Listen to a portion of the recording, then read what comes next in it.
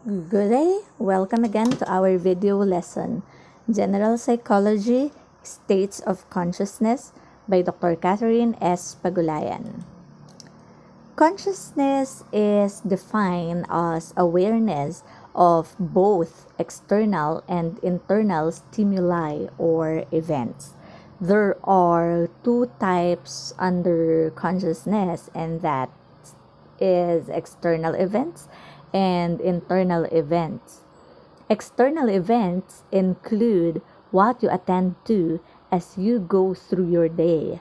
Example, the music you are listening to or the weather, the things around you, the lights you see, etc. The other one is internal events. It includes your awareness of sensations. For example, I am breathing too fast. My stomach is rumbling. That is your thoughts and feelings. External events are the things that is seen by our eyes, while internal events are the things that is unseen. One of the examples of our consciousness is daydreaming. Daydreaming is a form of consciousness that involves a low level of conscious effort. It lies somewhere between active consciousness and dreaming while we are asleep. It is like dreaming when we are awake. Daydreaming is also altered state of consciousness. It is another form of consciousness that occurs when a person is in a mental state that noticeably differs from normal awareness. There are also factors that altered a state of consciousness, such as drugs, meditation, traumas, fatigue, hypnosis, and sensory deprivation produce altered states of consciousness. Another factors of consciousness is sleep. We sleep for restoration and repair and to keep us from wasting energy and risking harm during the time of day or night to which we are not adapted. We are aware of most of our body's rhythms, that is, the rise and fall of hormones in the bloodstreams, accelerated and decelerated cycles of brain activity, high and lows in body temperature. Those are rhythms called circadian. Circadian rhythm defines as a daily behavioral or physiological cycle. An example of this is the 24-hour sleep-wake cycle. We are going to sleep at night and we are going to be awake at morning. That is circadian rhythm. Our blood flows from our heart circadian rhythmly. Those are the example of circadian rhythm. Another forms of consciousness and its levels of awareness can be found on this chart. We have three columns here with the following rows: the level of awareness, forms of consciousness, and the processes involved in some examples. For example, the level of awareness is high and the forms of consciousness is controlled processes. Processes involve and some examples. In this level, focused attention is required, like in solving mathematical equation, reading, studying, and the like. For example, you need to solve a statistical problem. So you need a high level of awareness because you need to depict what statistical treatment to be used for that statistical problem to be answered. So you need controlled processes. Another forms of consciousness in the level of awareness which is high is automatic processes. In this process, awareness is necessary but minimal attention is required. For example, an experienced computer operator can maneuver the keyboard automatically, thus requiring minimal awareness. For example, if we are going to type or to encode in our computer, it needs attention for us to encode. But with minimal awareness, especially if we already memorize the locations of the keys in our keyboard. Another level of awareness to be found in this chart is high level awareness and lower level awareness. And in between the forms of consciousness is daydreaming. So, meaning to say, daydreaming could have high level of awareness or have lower level of awareness and processes involved and some examples are low level of awareness and conscious effort lie somewhere between active consciousness and dreaming while asleep. For example, our daydreams often start spontaneously when what we are doing requires less than our full attention. For example, you are asleep and you are dreaming, and when you get awake and you continue what you were dreaming of, and it became daydreaming. So that needs less than our full attention. Another to be found in this chart is the level of awareness, which is lower level of awareness, and the forms of consciousness became two parts altered state of consciousness and sleep and dreams. The processes involved and some examples in the altered state of consciousness. This is a mental state that is noticeably different from normal awareness produced by drugs, trauma, fatigue, hypnosis, meditation, and sensory deprivation. It is altered state of consciousness because we are not really aware of it. For example, you are in trauma. So those negative experiences or negative feeling, it get back to your mind without being conscious that it came to your mind repetitively. So another lower level of awareness is sleep and dreams.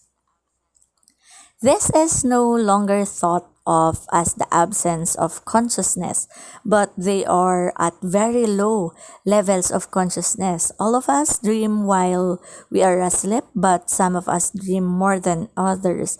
So, lower level of awareness because we are not aware when we dream of things. We just became aware of it when we get awake. Another level of awareness is no awareness at all. And in these forms of unconsciousness, we have unconscious mind, Freudian, and unconscious mind, non Freudian.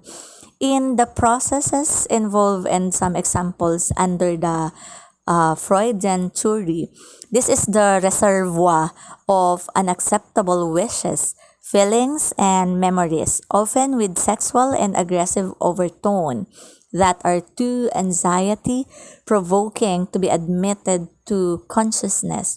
For example, there is a need on your oral sensory stage during your childhood days, and you have unacceptable wishes that you have been feed more by your mother or by your nanny, and it has not been met.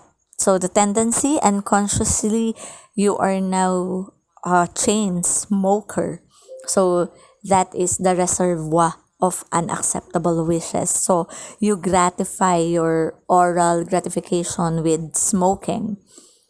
Another form of consciousness under non Freudian is being knocked unconscious by a blow, or when we are anesthetized. Deep prolonged unconscious characterizes individuals who go into coma as the result of injury, disease, or poison.